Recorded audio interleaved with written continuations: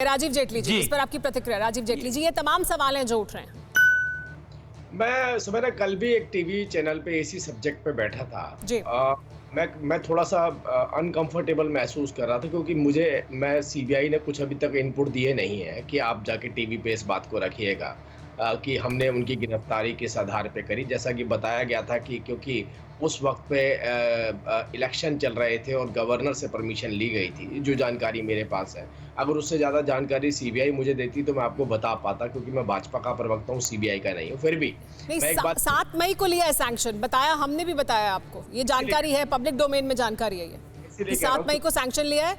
चुनाव खत्म हो चुके थे और चुन गई थी सरकार, लेकिन अभी तक शपथ ग्रहण जाहिर सी बात नहीं हुई। जो बीच का पीरियड है उसमें लिया गया है ये परमिशन राज्यपाल से, और उसी पे सवाल है, मंशा पर। सीबीआई एक संवैधानिक संस्था है। कल को सुप्रीम कोर्ट और हाई कोर्ट कोई निर्णय दे और भारतीय जनता पार्टी का प्रवक्ता सुप्रीम कोर्ट या हाई कोर्ट को डिफेंड करता हुआ नजर आ रहा है, तो संवैधानिक तरीके से मुझे लगता है ये भी गलत होगा। तो सीबीआई ने किस आधार पे एक्शन लिया है वो सीबीआई उसकी जानकारी दे चुकी है।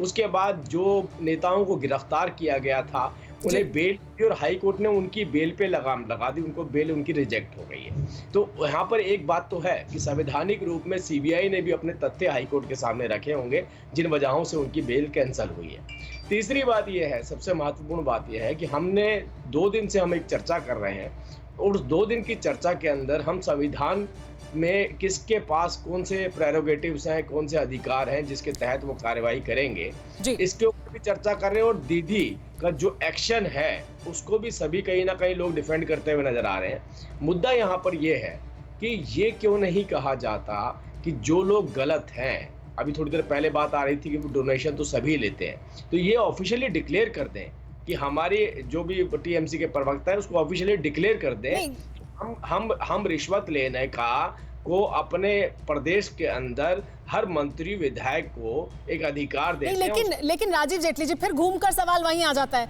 वही जो आरोप आप लगा रहे हैं या जो आरोप है टीएमसी के नेताओं पर, वही आरोप तो उन पर भी हैं जो अब आपकी पार्टी में शामिल हैं और आपकी पार्टी के बड़े नेता बन गए हैं।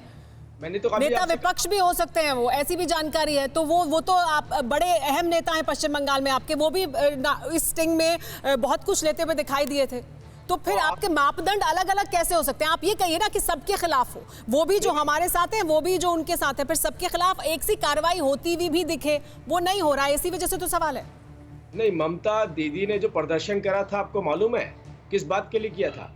अगर वो प्रदर्शन इस बात के लिए करते कि मेरे 5 बड़े नेता भी रह गए हैं पीछे जिनको सीबीआई ने कॉल नहीं करा, या प्रदर्शन इस बात के लिए करती कि जो भारतीय जनता पार्टी में है वो और मेरे जो 5 नेता हैं उन सबको भी बुलाया जाए, तब तक तो हम कह सकते थे कि मुख्यमंत्री निष्पक्ष तौर पे काम कर रही हैं।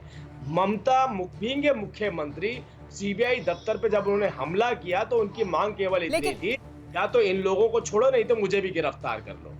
लेकिन आप सीधा जवाब मेरे सवाल का नहीं दे रहे हैं। लेकिन मानव जायसवाल जी, जो कोर्ट ने टिप्पणी की है ममता बनर्जी के प्रदर्शन को लेकर, जो कोर्ट ने टिप्पणी की है कि कानून मंत्री किस तरह से आके कोर्ट में बैठ गए, वो असंवैधानिक है, वो कानूनी प्रक्रिया में बाधा है, क्या ऐसा करना चाहिए? ममता बनर्जी जरूर इस तरह की राजनीति करती रही है कि वो धरना प्रदर्शन करती रही है, 2019 भी हमें याद है, लेकिन क्या ममता बनर्जी को अभी ऐसा करना चाहिए? क्या उन्हें कानूनी प्रक्रिया पर भरोसा नहीं रखना चाहिए? हाई कोर्ट, सुप्रीम कोर्ट के रास्ते का इख्तियार नहीं करना चाहिए?